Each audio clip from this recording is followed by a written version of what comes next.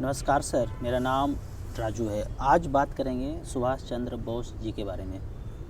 कल उनका 23 जनवरी को जन्म दिवस था, तो कैसे सेटिंग करके आज़ादी दिया गया इसके बारे में चर्चा करेंगे। उनका जो है डेथ हम लोग को दिखाया गया, सुनाया गया, पढ़ाया गया 1945 में, और 47 में आज़ादी मिला।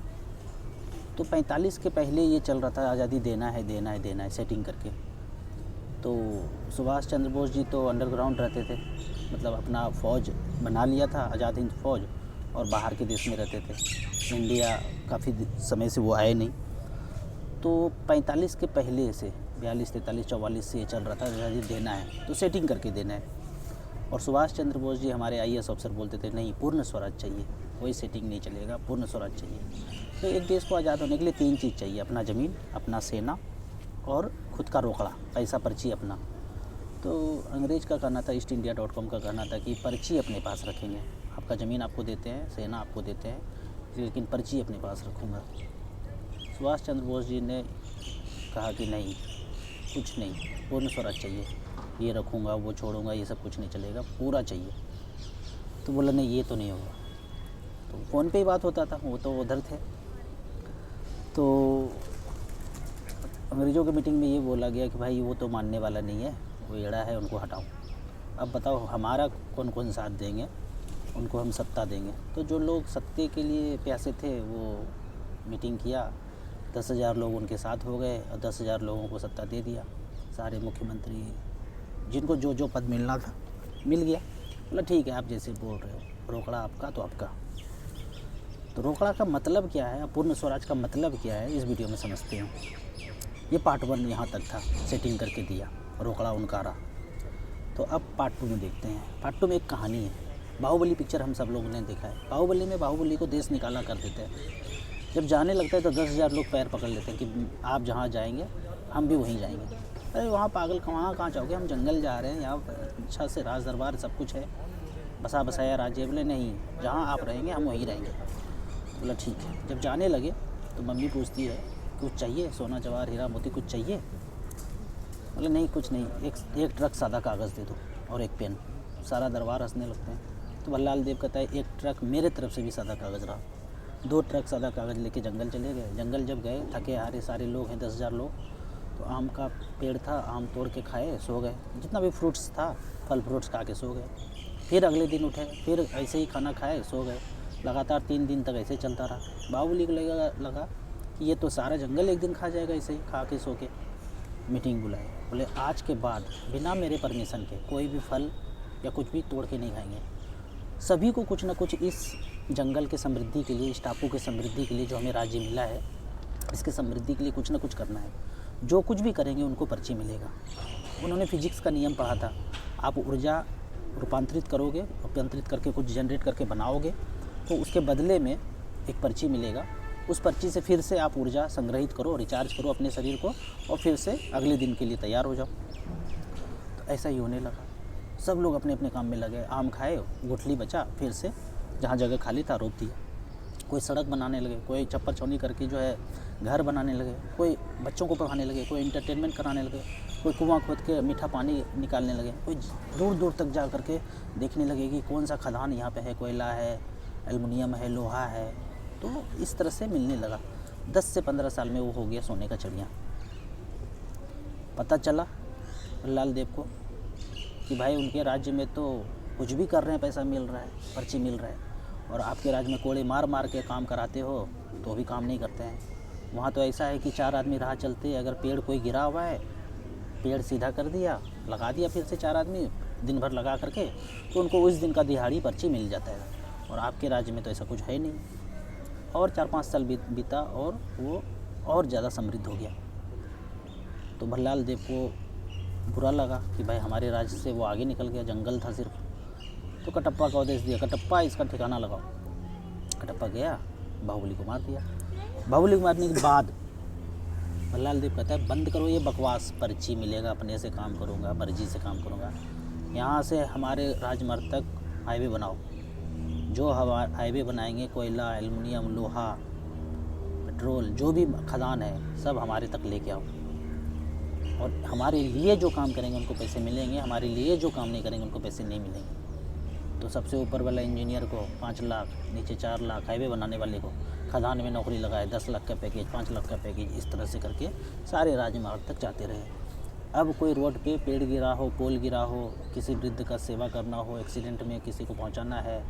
एक्सीडेंट अगर हो जाता था बाहुबली के समय में, दिन भर लगा करके देखा कि ये सेवा किया, फ़ोटो खींच के भेज देते थे, पर्ची मिल जाता। तो अब कुछ भी हो जाए, कुछ भी देश के लिए करेंगे, उस टापू की समृद्धि के लिए करेंगे, तो आपको नहीं मिलेंगे पर्ची। और उनके लिए, भल्लाल देव के लिए जो काम करेंगे उनको पर्ची मिलेंगे। तो क्वेश्चन है कि अब वो जो जंगल है, टापू है, पहले आज़ाद था कि अब आज़ाद है? आप बोलेंगे पहले आज़ाद था, अब गुलाम है। अब हम लोग 4 दोस्त मिलके अगर रोड पे जा रहे हैं, कोई पोल गिरा हो, रास्ता बाधित हो, पूरा दिन भर अपना लगा करके आप अगर उसको सही कर देते हैं तो क्या आपको पर्ची मिलेंगे? दूसरा, कोई एक्सीडेंट हो गया, आप अपना पैसा लगा करके एम्बुलेंस बुला करके हॉस्पिटल जा करके एक दिन भर रात लगा करके 4 दोस्त मिल करके उनको सही कर दिए, तो क्या आपको पर्ची मिलेंगे? क्वेश्चन है, क्या आप गुलाम हैं या आज़ाद हैं? मन में पूछना है। आपके बच्चे तैयार हैं कुछ काम करने के लिए, वो बोलते हैं कि मैं ना चारों तरफ पेड़ ही पेड़ लगाऊंगा, दिल्ली एनसीआर में इतना प्रदूषण है ना, 10 दोस्त मिल करके यही ज़िंदगी भर यही करूँगा, तो क्या उनको पर्ची मिलेंगे? कुछ लोग बोलते हैं कि गंगा की सफाई में लग जाएंगे, काम करेंगे, उनको पैसे मिलेंगे? आपके बच्चे ऐसे भी हो सकते हैं इंटेलिजेंट हैं, गरीब बच्चों को पढ़ाएंगे, जिनके ख़ानदान में कोई पढ़ाई नहीं है, तो क्या उनको पर्ची मिलेंगे? अपनी मर्ज़ी से काम करने पे पैसे मिलेंगे? बाहुबली करते थे, मिलेगा, कुछ भी काम करोगे पैसे मिलेंगे जीवन यापन के लिए। हमारे सुभाष चंद्र बोस यही बोलते थे, कोई भी काम करोगे देश की समृद्धि के लिए हो तो काम पैसे मिलेंगे, पर्ची मिलेंगे। अंग्रेज़ ने ईस्ट इंडिया बोला नहीं, ये कंट्रोल हमारे पास होना चाहिए। तो आज आज़ाद है या गुलाम है आपके बच्चे? आप इस टेंशन में हम सब लोग जीते हैं कि बच्चे क्या करेंगे। कोई भी काम करने के लिए तैयार हो, उनको पैसे नहीं मिलेंगे, पर्ची मिलता ही नहीं। पर्ची उनको मिलेगा जो उनके लिए काम करेंगे। तो ये सोचना है कि आज़ाद है कि गुलाम है। इसको मैं इस तरह से समझाता हूँ कि एक पिंजड़ा है, उसमें तोता है, अब उसमें आज़ादी आज़ादी तोता चिल्लाते रहते हैं। तो सालवाज शिकार क्या करता है, एक जितना शहर चंडीगढ़ इतना बड़ा जो है ना पिंजड़ा बना देते हैं और उसको छोड़ देते हैं। तो चिड़िया को कभी महसूस होगा कि वो गुलाम है? फुदक के उधर जाएंगे, फुदक के उधर जाएंगे। हम लोग ऐसे ही करते हैं, यहाँ से दिल्ली चले गए फुदक के भागलपुर चले गए, फिर चंडीगढ़ आ गए, चंडीगढ़ में कहीं घूम लिए, तो आज़ादी बोलते हैं। आज़ादी एक्चुअल ये है कि आप कुछ भी करेंगे, अपनी मर्ज़ी से करेंगे, देश के समृद्धि के लिए करेंगे, तो आपको पैसे मिलेंगे। मैं एक यूट्यूबर का वीडियो देख रहा था कि नॉर्थ कोरिया में मेट्रो का चार्ज है 4 पैसे। एक्चुअल में वो देश आज़ाद है। कभी मौका मिलेगा तो मैं वहीं जाने की कोशिश करूँगा। तो आज़ादी इस तरह से सेटिंग करके दिया सुभाष चंद्र बोस का मतलब यही था, पूर्ण स्वराज, मतलब सब कुछ हमारे पास होना चाहिए। तो अंग्रेज़ों ने, ईस्ट इंडिया कंपनी ने इस तरह से सेटिंग करके जो 150 देशों पे राज करते थे ना, धीरे धीरे करके उन्होंने ये पर्ची को कंट्रोल में करके सबसे पहले अमेरिका को आज़ादी दिया, फिर कनाडा को, धीरे धीरे करके हमारा अमेरिका को 1750 शताब्दी में दिया, 1750 ईस्वी में, हमें 1947 में दिया।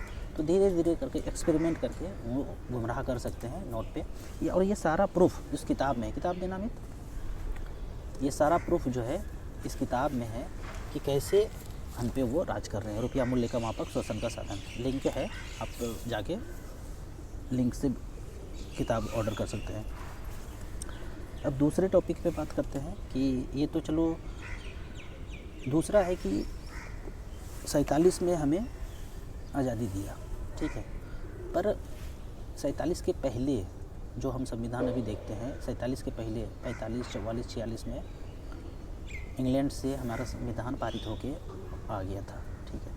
लेकिन हमें दिखाने के लिए 47 में आज़ादी दिया और 1950 में हमारे संविधान को लागू किया, और इसको हम लोग सहमति से मान सकें, इनको बाबा भीमराव अंबेडकर साहब का नाम उन पर दे दिया। लेकिन जबकि ये पारित है इंग्लैंड से, ये सब दस्तावेज है इसमें, ऐसे नहीं मौखिक बकवास नहीं है, मुजवानी बकवास नहीं, सब कुछ इसमें जो प्रूफ चाहिए सब इसमें है कि हमारा संविधान उनके द्वारा बनाया गया है। हर जगह हर किताब में हर कुछ मेंशन होगा, पर एक चीज़ नहीं मेंशन होगा, पर्ची। पर्ची किसका है? उसी पर्ची के बदौलत अब इसको आप ऐसे समझो, 2 राजा है, एक राजा ए है, एक राजा बी है। ये अपना सिक्का चलाता है पर्ची, ये अपना सिक्का चलाते हैं। गड़बड़ हुआ? ये अपना सिक्का चलाते हैं, ये अपना सिक्का चलाते हैं। तो एक दिन इस राजा को ये राजा आक्रमण करके हरा देते हैं। तो अब ये इसके अंदर गुलाम है, इनके अंदर गुलाम है। तो अब जो भी यहाँ के व्यापारी को, आदमी को पैसे चाहिए, अब इनसे कर्ज लेना पड़ेगा। या तो कर्ज ये देंगे या तो कर्ज नहीं देंगे। बोलेंगे मुझे पेड़ लगाना है, मुझे नदियों को जोड़ना है, बोलेंगे नहीं दूंगा। तुम अगर समृद्ध हो जाओगे, तुम्हारा पेट भर जाएगा, तो फिर मेरे पे आक्रमण करोगे।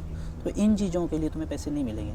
हाँ, यहाँ से यहाँ तक हाईवे बनाओ, यहाँ से समृद्धि लेके जाओ, इसके लिए आपको पैसे मिलेंगे। लेकिन फिर भी कुछ निहायत ही ज़रूरी चीज़ों के लिए पैसे चाहिए तो कर्ज लेते हैं। ये इनसे कर्ज ले रहे हैं। कर्ज क्यों ले रहे हैं? क्योंकि इसके अंदर गुलाम है, गुलाम है इसलिए कर्ज ले रहे हैं, कर्ज ले रहे हैं इसलिए गुलाम है। ठीक है, तो इसको समझना है। तो हम भारत देश 300 लाख कर्ज लिया किसी से, तो इसका मतलब सिंपल है कि हम उसके गुलाम हैं। एक स्वतंत्र कंट्री कर्ज नहीं ले सकता है। जितना ऊर्जा जनरेट होगा, जितना लोग काम करेंगे, किसान अगर 1000 करोड़ का अनाज उगाया, 1000 करोड़ का पर्ची मिलेगा। बाहुबली ऐसे बोलते हैं, सुभाष चंद्र बोस ऐसे बोलते थे। कुम्हार अगर 100 करोड़ का घड़ा बना दिया तो 100 करोड़ का पर्ची उनको मिलेगा। सुभाष चंद्र बोस जी का पूर्ण स्वराज का मतलब ये था। आप अगर पेड़ लगा रहे हैं, 10,000 करोड़ का पेड़ लगा दिए तो 10,000 करोड़ का पर्ची मिलेगा। पर डे 500 रुपया, 1000 रुपये पर डे वो मिलेगा ना, दिहाड़ी, वो पर्ची मिलेंगे। ठीक है, तो इस तरह से करके हमें बंधक बनाया गया। और सबसे बड़ा प्रॉब्लम है कि हम 10 करोड़ जवान लोग तैयार हैं, काम भी दिख रहा है, पर काम करने नहीं दिया जा रहा है। ये गुलामी है कि आपके बच्चे, हमारे बच्चे तैयार हैं काम करने के लिए, पर काम ही नहीं है। तो ये है। और इसको जितना गहराई से समझेंगे तो समझ में आएगा कि कैसे हम लोग। और इसमें आप कहेंगे कि करना क्या है? कुछ नहीं करना है, जानना है। पहले ये तो जानो कि बड़े पिंजरे के अंदर है। जब यही नहीं समझेंगे कि बड़े पिंजरे के अंदर है, तो फिर कुछ करेंगे नहीं। कोई लोग बोलते हैं कि मैं क्या करूँ? कुछ नहीं करना है, बस चर्चा करना है आपस में। आप चर्चा करो, नहीं करोगे तो चर्चा। अभी देखो रेलवे बिकने वाला है हमारे गाँव में ना, एक वो बन रहा है, रिवर फ्रंट करके बोलते हैं, अभी सब जगह बन रही है। तो कैसे बन रहा है? बस वो पर्ची भल्लाल देव किसी को दे रहे हैं, एक कंपनी को 200 करोड़, और 200 करोड़ में वो रिवर फ्रंट बन गया। अब हम और आप जाएंगे तो 100, 200, 500 गंगा स्नान के लिए, कुछ भी करने के लिए मिलेगा। तो पर्ची किसको दिया जा रहा है? ये देखिए, पर्ची एक XYZ कंपनी को दिया जा रहा है, और वो कंपनी सारा डेवलपमेंट करके करा किन से रहे? हम ही लोग से करा रहे हैं। तो उनको पर्ची मिला, अब हम उनको यूज करेंगे तो पैसे लगेंगे। जैसे हाईवे है, हाईवे बनाने के लिए एक XYZ कंपनी इजराइल का आया, एक बंदा आया टैकोट लगा करके, उन्होंने प्रोजेक्ट ले लिया हाईवे बनाने का। तो भल्लाल देव ने उसको पर्ची दिया 10,000 करोड़। 10,000 करोड़ में हाईवे बन गया। ठीक है, बनाया किसने? हम लोगों ने।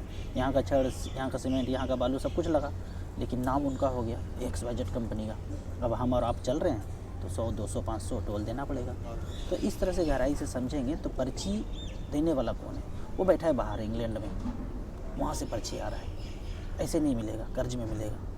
तो समझेंगे धीरे धीरे। तो उसका उपाय, आप बैंक को आप लोन लेते हैं तो पूछेंगे कि आपको भारत के रुपए में पैसे चाहिए या इंग्लैंड के रुपए में। ये पैसा इंग्लैंड वाला चल रहा है, ये प्रूफ है सारा इसमें कि नकली पैसा चल रहा है, इंग्लैंड का पैसा चल रहा है। भारत का पैसा जो था 1600 शताब्दी के पहले, वो सोने का सिक्का था, वही असली रुपया है।